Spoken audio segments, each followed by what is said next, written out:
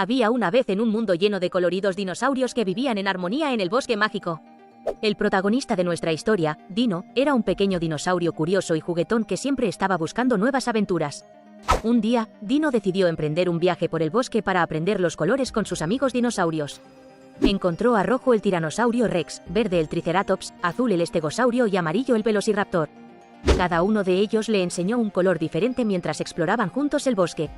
Después de un emocionante día lleno de diversión y aprendizaje, Dino regresó a su hogar con una sonrisa en su rostro y una nueva lección aprendida. Nunca se sabe qué aventuras coloridas le esperarán mañana.